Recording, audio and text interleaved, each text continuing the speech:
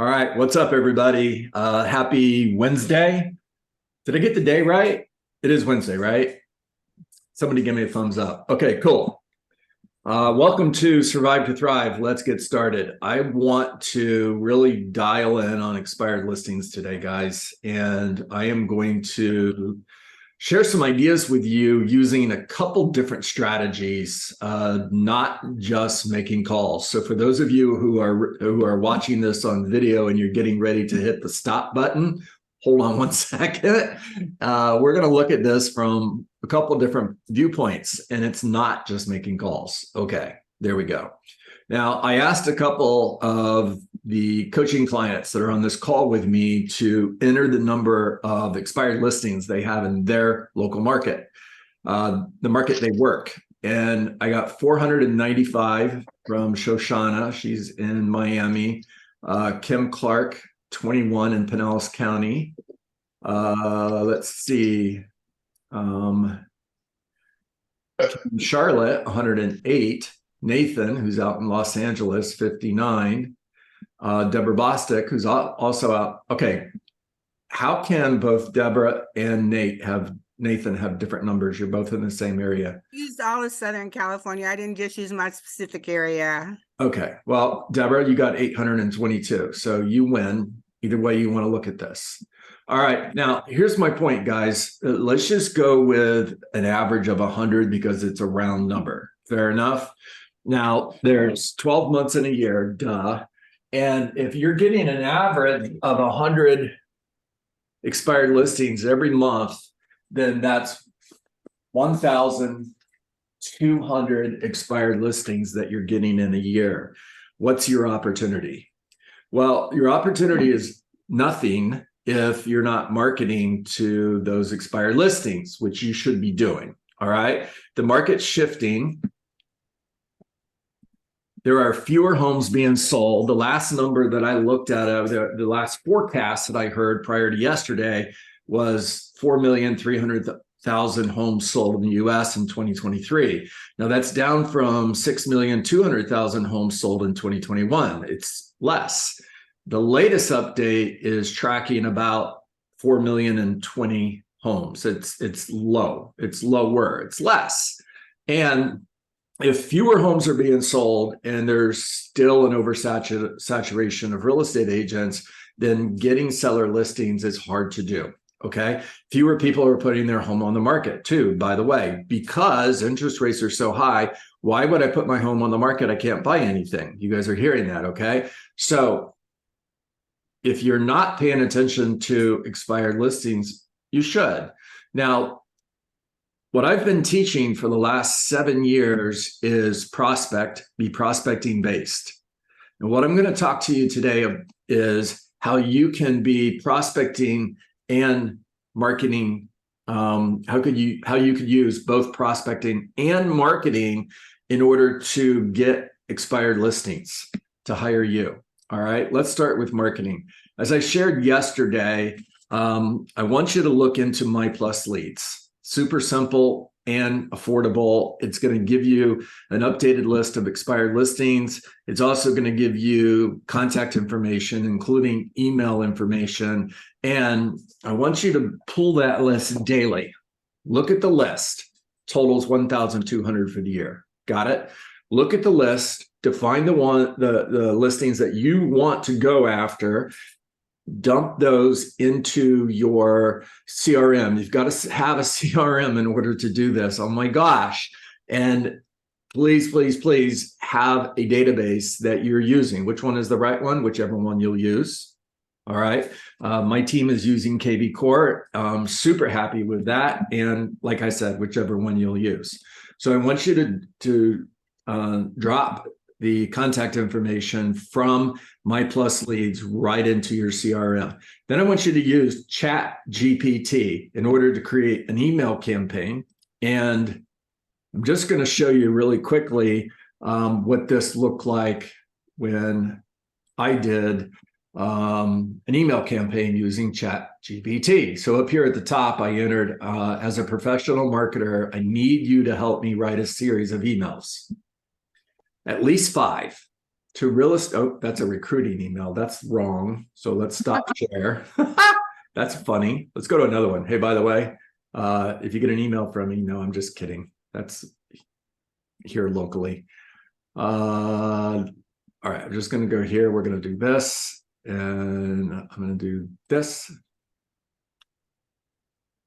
There it is. All right. So, hey, Chat GPT, I need you to help me create a series of 6 emails to homeowners who had a listing expire because it was overpriced, not effectively marketed to the right buyers, or showed poorly due to ineffective staging. And I wrote a little bit more information in there about who I am and my resume. Okay. Now, Chat GPT created 6 emails for me. Took less than 30 seconds. And what I did is I copy and pasted these and I posted them into my CRM, KB Core, as an email campaign. 2 emails per week for 6 weeks to go out to all of the expired listings that I entered that day. All right. It would be 1,200 over a year's time using the numbers you gave me, which comes out to, on average, 1,200 expired listings a year. Now, every day I'm entering the expired listings for that day. I'm putting them into my CRM, and I've already got this email campaign, which I created using Chat GPT, super simple. And the email drip campaign starts immediately. Now, what I'm going to do is I'm also going to add phone calls into that campaign that I'm putting in my CRM. So here's what that would look like.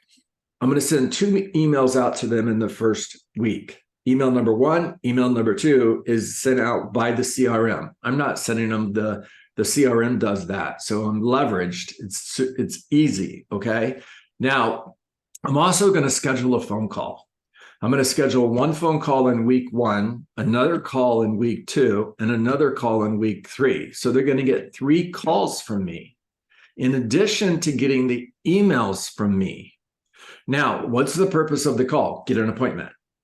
However, I want you to be really laser focused on listing appointment first, and then appointment to preview their home if they're not going to agree to a listing appointment.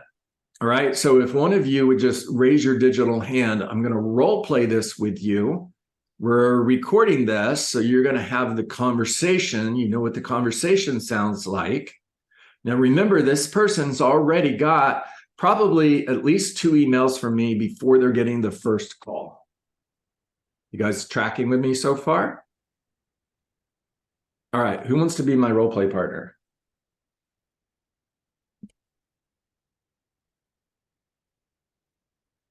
Seriously? Nathan. All right. Ring, ring. Yes, hello. May I speak to Nathan, please? Nathan speaking. Hey, Nathan, my name's John Dietz. I am with Blank Real Estate Company. Thanks for taking my call. I'll be super quick. Yes. I noticed your home came off the market. I'm just curious, are you still interested in selling your home?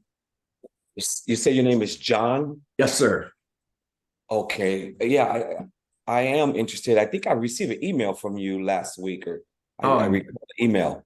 Yeah, I am so glad you mentioned that. I was going to ask you if you received my emails. So I'm pretty aggressive, right? And if you were to hire a real estate agent to sell your home, you would want to hire an aggressive agent, wouldn't you? I would. Yeah. Now, you said you're still interested in selling your home. So that's awesome. Just out of curiosity, if your home would have sold, where were you moving to? I'm actually moving back to San Diego. Okay. What's in San Diego? That's my hometown. Okay, so you want to get back home you've got family there? Do. Okay. Now, Nathan, I looked at the pictures of your home. It's beautiful. And I can see that you were asking $700,000. And I'm just curious, in my experience, when a home doesn't sell that should have, like yours, it usually comes down to one of 3 reasons: price, presentation, or marketing. Now, just out of curiosity, which of those 3 do you believe is the reason your home didn't sell? Well, I mean, that's hard to say. I mean, we wanted a certain price, but you know, for some reason, we just didn't get any offers. No offers? No.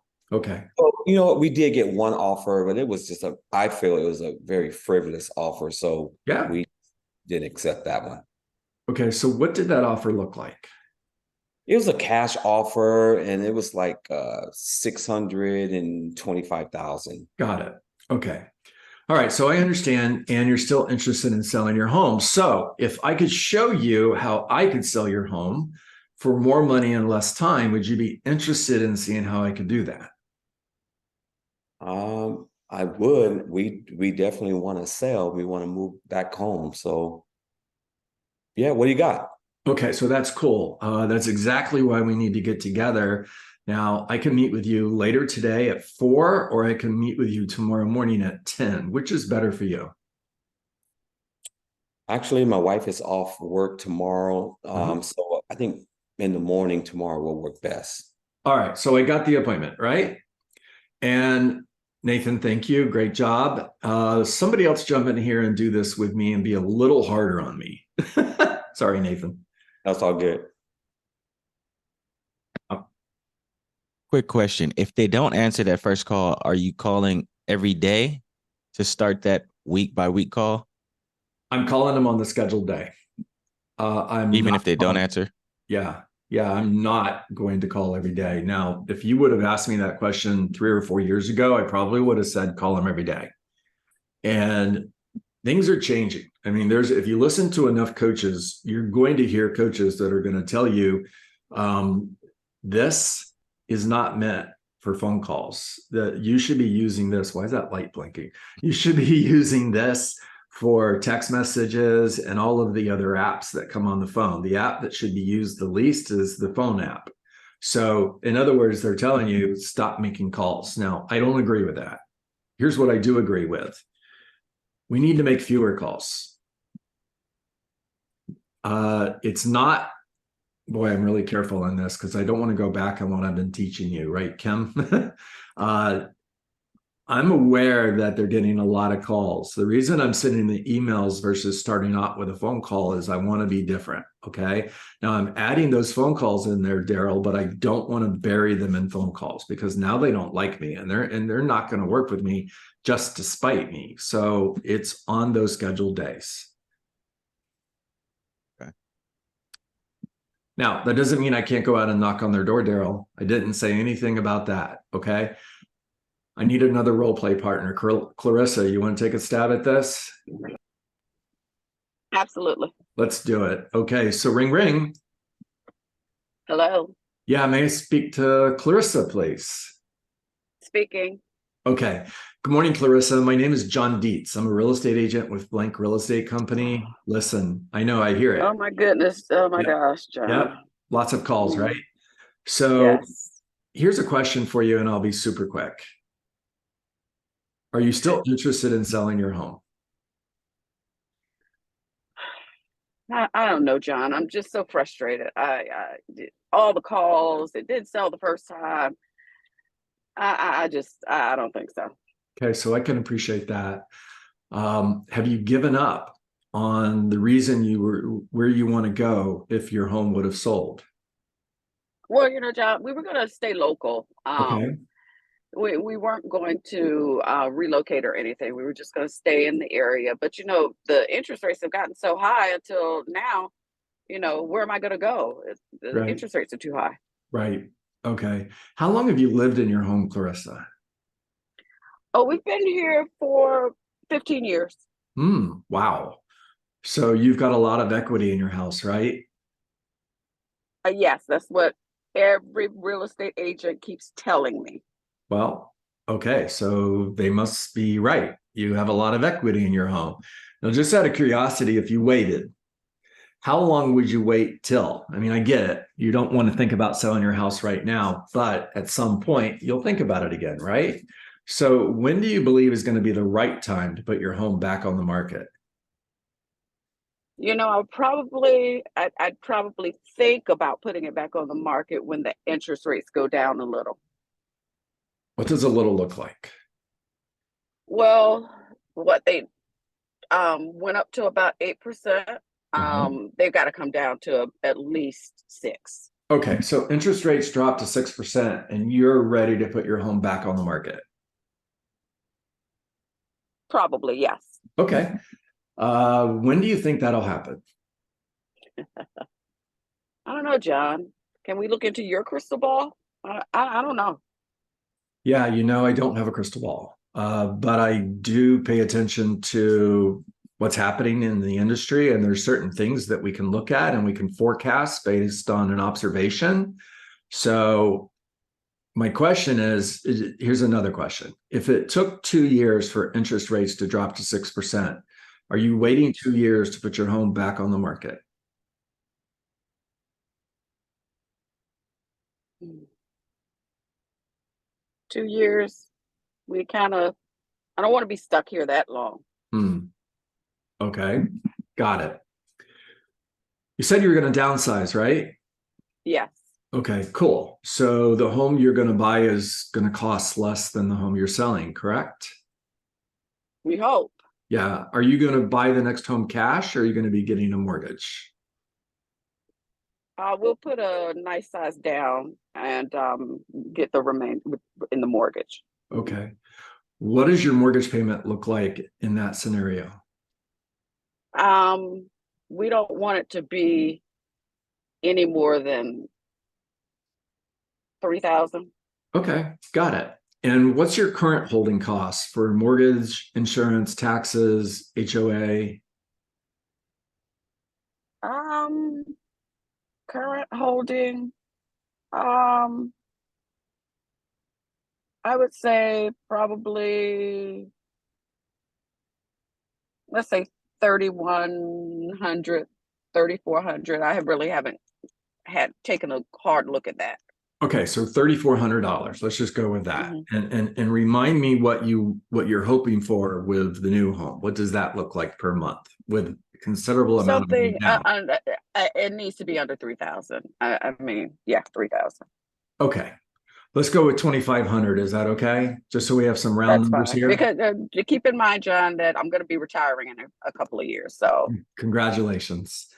thank All you. right. So if you were to sell your home today and move into this property that you want to downsize into, you're going to have a considerable amount of money to put down because you have a ton of equity in your house, right?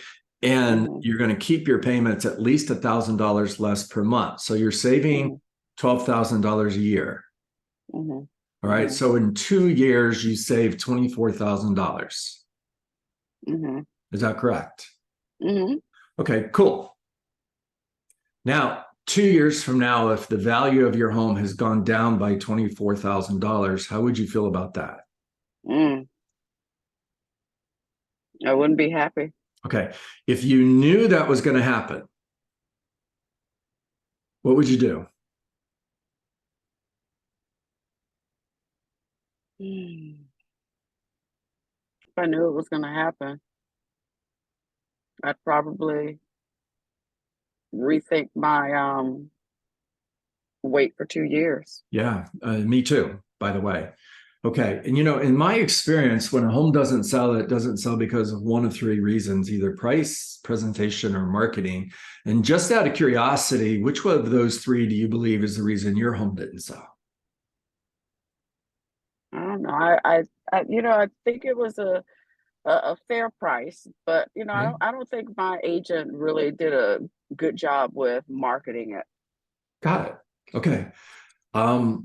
Are you familiar or do you know what I'm doing to market my listings in order to sell an average of blank homes every month in less than 30 days for an average of 99% of the asking price?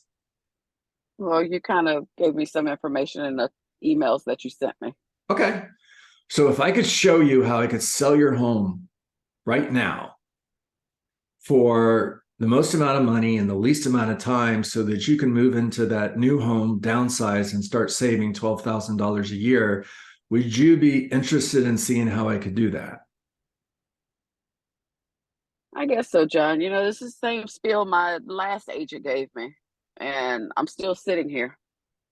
Fair enough. So I've got tomorrow at 4 p.m. or 10 a.m. Which would be better for you? Tomorrow at 10 a.m. But John, I really just don't want you to waste my time. I It got was so frustrating. The process was so frustrating. What are you going to do differently? Well, you know, that's a great question, Clarissa. I really appreciate that. You see, I'm a local economist of choice, which simply means I know the local market better than anybody else does, including your previous agent. I am a strategic pricing professional. I am an expert at marketing my listings in order to attract the right buyers. And I think that's one of the things that you didn't have is you had marketing probably, but were you marketing to the right buyers or to the wrong buyers? My guess would be the wrong buyers because you and I are talking right now. And Well, how do you market to the right buyers? What is it oh, that you do to get it out to the right buyer? okay, so that's one of the things that we'll talk about when we meet tomorrow. And I promise you that when we meet, you're going to get value from the conversation. Even if you don't hire me, you're at least going to have a better understanding of what it's going to take to get your home sold when you do decide to sell your home. So 10 a.m. tomorrow, does that still work for you? Yes. Okay. All right. Thank you for making me work. All right, guys, did you see it? And I know it's a role play, okay? But did you see how the conversation started? Right? Frustration. What does frustration usually mean? Did you follow the strategy that took Clarissa from a point where she didn't even want to talk to me to we probably just role played maybe 10 minutes? Now, I know it's a role play, and I know in real life she could just hang up the phone on me. And some people will do that. Don't get me wrong. But if you're talking to 10 people a day, I promise one of them is not going to hang up the phone on you and they're going to schedule an appointment with you. Okay. You've got 1,200 opportunities a year. All right. If 10% of those opportunities turned into a listing, that'd be 120 listings. If 1% did, it'd be 12. 1% is ridiculous, by the way. Now, Clarissa, that was a role play. You were playing the part of the seller.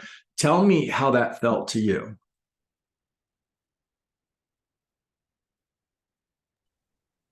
In what regard?